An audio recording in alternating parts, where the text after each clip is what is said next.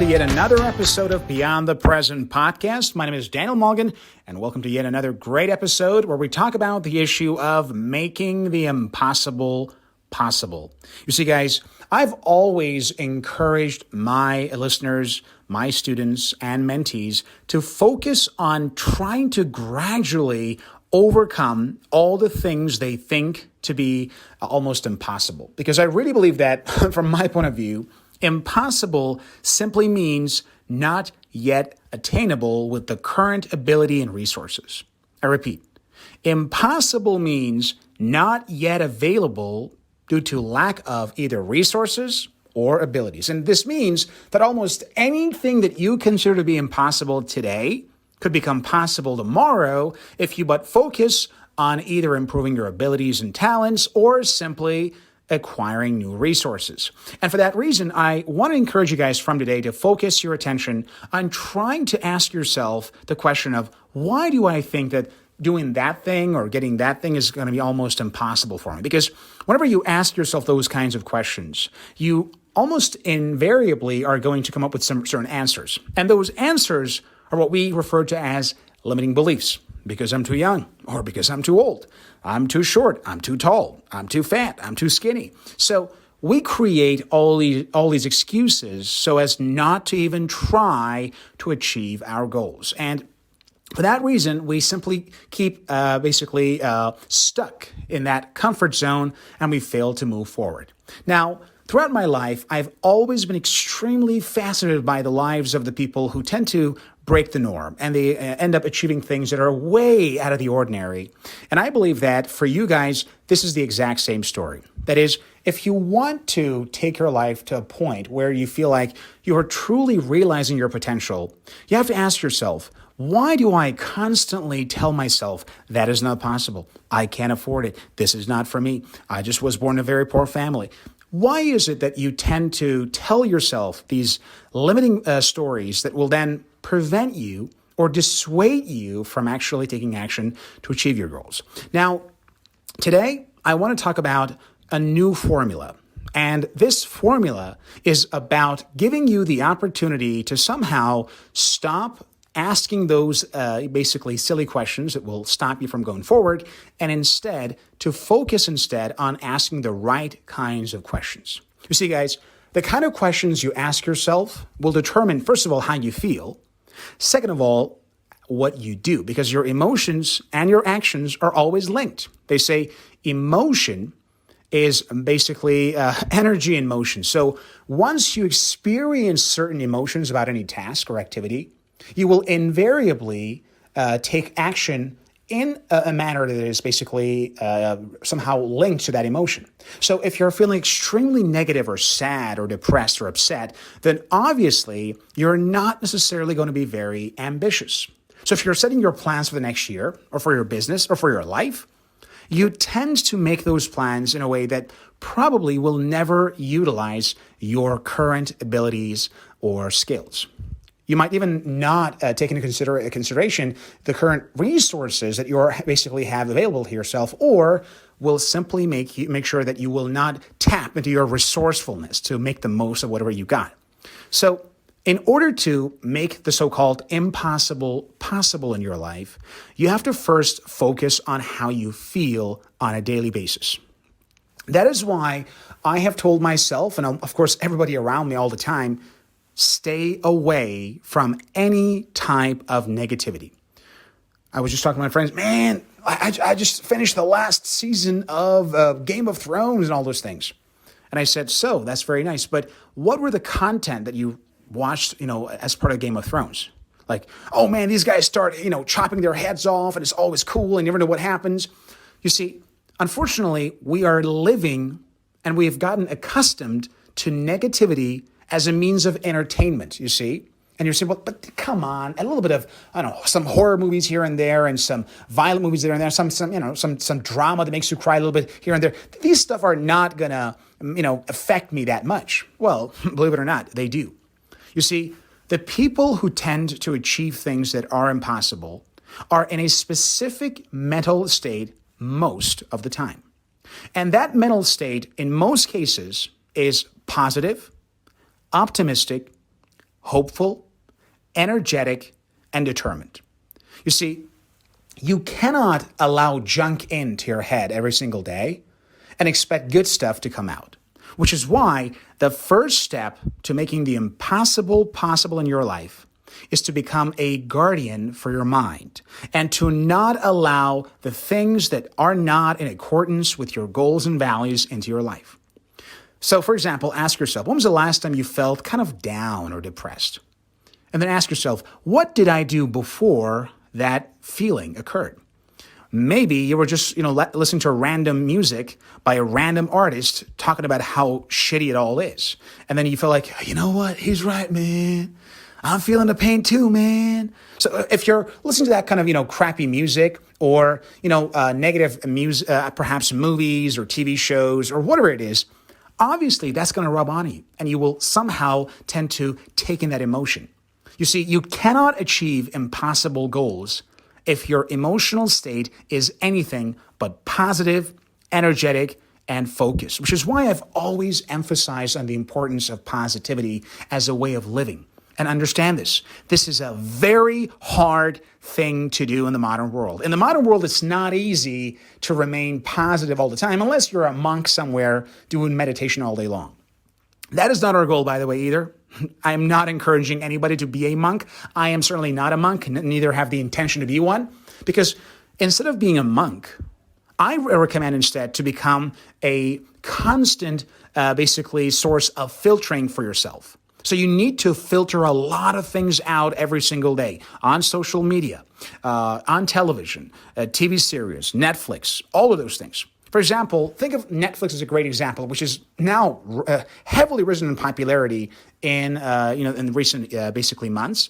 So think of this right now. Do you tend to just pop up Netflix and see what's the latest and just start watching it randomly, or do you do what I recommend everybody else is to simply first open the page, read the description carefully, see the, extra, explanations about that movie or TV series. Look at the genre. What does it say? Does it say drama? Does it say comedy? Does it say, for example, thriller, horror? Take a look at the description. What is, who are the actors and actresses in this movie or TV series? And then watch the trailer. Do you like the feeling you get when you watch that trailer? You see, this is a simple example of not allowing junk into your head. So for me personally, I don't want drama in my life because I don't have time for it. Since I don't want drama in my real life, I am never, ever going to watch any Netflix movie or TV series that has the title drama in it because I don't want it in my life. So I will filter them out. So nowadays, if I want to improve my, for example, certain foreign language skills using Netflix, I am only going to pick the type of movies and TV series that I consider to be useful and positive, which is why almost every title in my library has the word comedy in it. So it's like comedy, family, positive, teenage, like the type of, happy type of, TV series or movies that I watch. And I avoid almost all the bestsellers and all the top, popular charts because almost all of them are riddled with negativity, right? This is a clear example of filtering out negativity in your life. Guys, this is very important because success begins inside of you.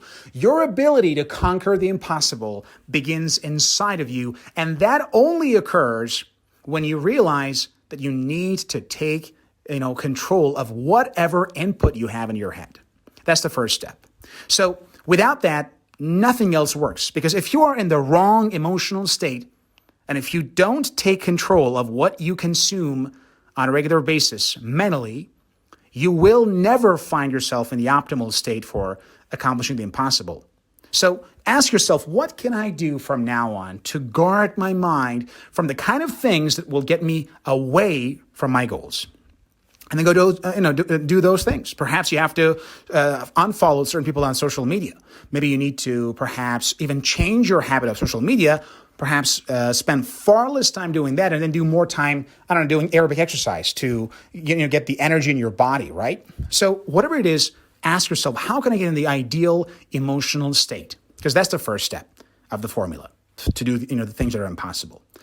Whatever works for you, do that. to reach that optimal state, that peak state that you felt last time you felt like you're on fire. Just think of the last time you were on fire. Like, man, everything worked well. You felt like you're top of the world. You can handle all the, problems and challenges. The chances are certain things occurred before you hit that state, right? And go replicate those states. Maybe you perhaps were talking to your loved ones and you felt like, man, life is good. We can do this. So for you, now you found a trigger to get yourself excited, talking to your loved ones. Or perhaps it was, going for an intense jog. Or it was, perhaps doing some very intense study. Or getting a good client in your business and signing that deal. Whatever it was, this means you found a way to trigger that emotional state. Because that's the first and the most important thing. After that, once you are basically in that emotional state, the next step to make the impossible possible is by setting a clear target as well as a clear plan to achieve it. They say you can't hit a target that you can't see, which is why I've always emphasized the importance of having clear written goals. Now, 10, 20 years ago, we had to carry all these, notebooks and then start writing, with our pens. Nowadays, you have your smartphone with you all the time. So why don't you just create a note file right now on your phone, specifying all the major goals that you currently think are impossible. Just create like a list, like the list of goals that I think are impossible for me. 1, getting a driver's license. I know that's for a lot of people at first like an impossible goal, right? 2, making $1 million.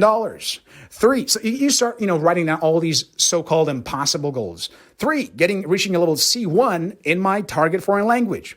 4, whatever it is, you start listing all these impossible goals. And then you create some sort of, let's find a solution and just come up with the first things that, you can think of in terms of solutions to achieving those goals, whatever it might be. And also write them down right in front of them, okay? For example, to reach C1 in this language, do 1 hour of practice with this application every day for 1 year. Make $1 million, let's say in 1 year. So you actually literally, if you want to make $1 million in 1 year, take that $1 million, divide it by 365, and you got yourself a daily income target in your business, in your sales, and so on. Whatever your target is, I want to have a great shape. Okay, so go to the gym. First of all, sign up in this gym near my house, and then go to the gym at least 3 times a week, right? You write all these plans. After that, that's the problem. You start taking action and you realize, well, I'm not really getting there. You see, the next step of this formula for achieving impossible is to reach the state of flow.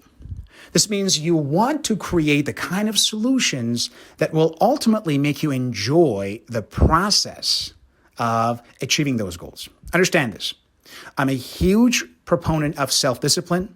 I'm a huge supporter of creating a lifestyle where you are dedicated to your goals and you do the things that you know you should be doing, whether you feel like them or not. But understand this. Your self-discipline, your willpower is not going to last forever. It is perishable, highly perishable. And for that reason, basically, what you got to do from now on is to try to focus on one little thing, and that is to get yourself to simply create the solutions that you find enjoyable. You see, the process on the way to achieving your goal must be also very enjoyable. If the process is not enjoyable, then obviously you're not going to enjoy it either. And at some point, your willpower is like, well, Daniel said I should be really disciplined. I should work very hard. But understand this, if the process is not fun for you, there is no way in the world that you will follow through. So how could you create more flow experiences? If you don't know what flow is that feeling of being absorbed in your task when you are doing it and time disappears. If you want to know what is the exact opposite of flow, think of your least favorite class in high school. Do you remember how time seemed to somehow it didn't move. Like you look at a watch, 1 minute just passed by. Oh, another minute. All right. Every minute seemed like an hour.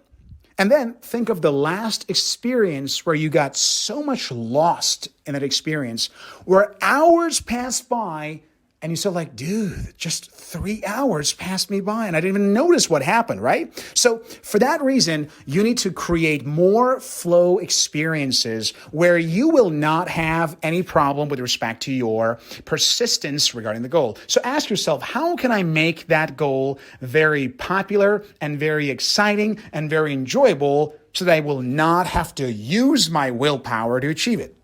So then, once you create that plan, so, okay, I'm going to learn a foreign language, not by just doing, my textbook studies. Instead, I'm just going to watch TV series on Netflix to improve my foreign language. Now, that's going to be a lot easier to persist with your study goals, right? Or you can say, I will make a business doing what I really love to make $1 million. Because making $1 million in a job that you like is a hell of a lot easier than a job that you hate, right? So you create all of those things, and then that gives you a great chance to focus on making the most of your approach. And of course, to make sure that you will always persist with the goal at hand and you enjoy making the impossible possible. Of course, we're going to have more of these tips in the future programs, but for today, that's all the time we have for because we want to keep these programs short. So guys, remember, you could make the impossible possible if you stick with a formula. And hopefully this program taught you how to do this. If you forgot, just go for a quick review again because this program is going to be about like 15 minutes or something, so it's not going to be very long. Give it another listen to know exactly how to make the impossible possible. All right, guys, that's all the time we have for. Thanks for listening and tuning in. My name is Daniel Mulligan, and this was Beyond the Present Podcast.